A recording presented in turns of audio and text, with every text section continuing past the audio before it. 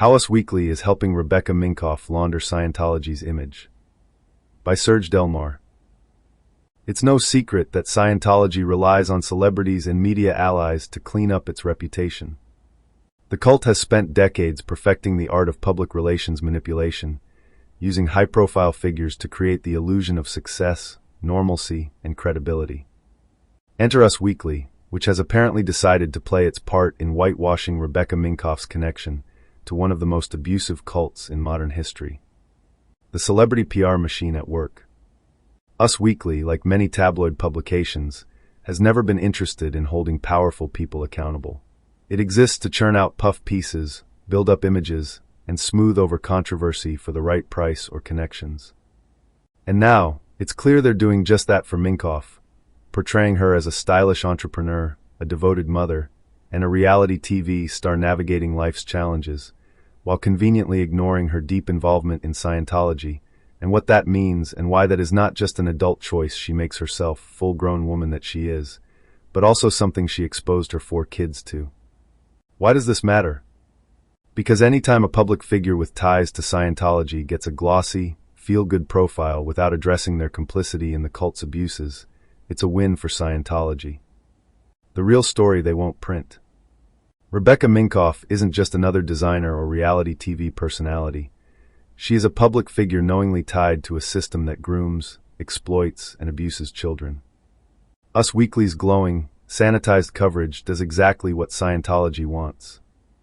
It frames Minkoff's life as aspirational, distracting from the fact that she's part of an organization that tears families apart and exposes kids to clear and present danger by way of kids being subjected to so-called audits, ethics handlings, and disgusting grooming courses. It gives her credibility, which Scientology can use to convince more people that its practices are harmless or even beneficial. It erases the voices of survivors, making it harder for the truth to break through. This isn't just bad journalism, it's complicity. Why Scientology needs public figures like Minkoff. For decades, Scientology has relied on wealthy, influential members to shield it from scrutiny. Every time a famous Scientologist is treated like any other celebrity, it reinforces the lie that Scientology is just another belief system, rather than the documented abusive cult it actually is. By propping up Rebecca Minkoff without asking any real questions, Us Weekly is helping Scientology recruit more members, because if an empowered female entrepreneur like Minkoff is involved, it must not be that bad, right?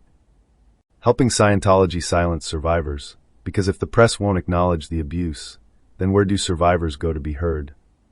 Helping Scientology maintain power, because the cult thrives on people's ignorance and the media's unwillingness to challenge it. What Us Weekly won't say, but we will. Rebecca Minkoff has chosen to align herself with Scientology. She is not a victim of it, she is complicit in it. She is raising her children within its control. She is helping to uphold a system that destroys families, exploits members for financial gain, and grooms children into blind obedience. And instead of reporting on that, Us Weekly is busy polishing her image and pretending none of this matters. It matters. Because while they're printing fluffy features, survivors of this cult are still fighting to be heard. While they're boosting Minkoff's career, former Scientology kids are still dealing with the trauma of growing up in an organization that child trafficked us, locked up our passports as minors, and exposed us to indefensible acts, aggregated child abuse, which is a serious felony. Scientologists never saw kids as human, only as assets to be controlled. This is what laundering Scientology's image looks like in real time. And we're here to call it TF out.